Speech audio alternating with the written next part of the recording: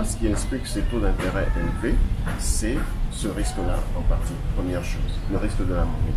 Deuxième chose, c'est que quand on voit sur le territoire, moi je prends l'exemple du Togo, le taux de bancarisation, il n'est pas énorme.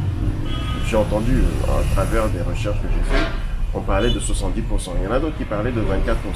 Déjà, où est le vrai taux de bancarisation? On ne sait pas trop. Bon, on va se situer par sécurité. Si on dit 24%, c'est pas énorme. Ça veut dire que quoi? Ça veut dire qu'aujourd'hui, les banques, ils n'ont pas assez de dépôt d'argent dans leur caisse. Or, une banque, pour fonctionner, il faut qu'il y ait de l'argent. C'est à partir de là qu'une banque peut faire un prêt, que ce soit un particulier ou PME, PMI, comme vous venez d'en parler avec le directeur d'Africa Coworker. Donc les banques n'ont pas ça. Donc le peu qu'ils ont, s'ils doivent le prêter, ils vont déjà le facturer énormément. Autre chose, c'est que les gens à qui on prête, on sait pas, on n'a pas de garantie.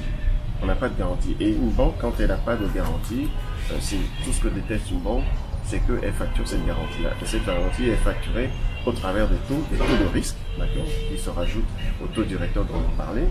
Et moi, tous ces facteurs-là font qu'aujourd'hui, l'argent est cher en Afrique. Et c'est un gros paradoxe parce que l'Afrique, il y a beaucoup d'argent.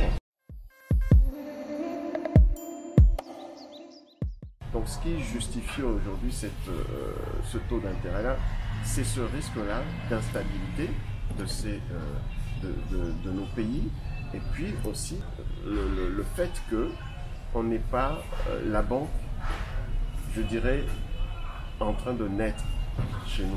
Parce que c'est une culture aussi, hein. Enfin, moi je le dis déjà comme ça. On ne nous a pas appris forcément à aller déposer l'argent quand on était petit. Moi quand j'étais petit, j'ai jamais eu de compte épargne en banque. C'est en grandissant et le fait que j'ai pu aller à l'étranger que j'ai appris cette façon de fonctionner. Ça commence à venir en Afrique. Donc, et c'est une très bonne chose.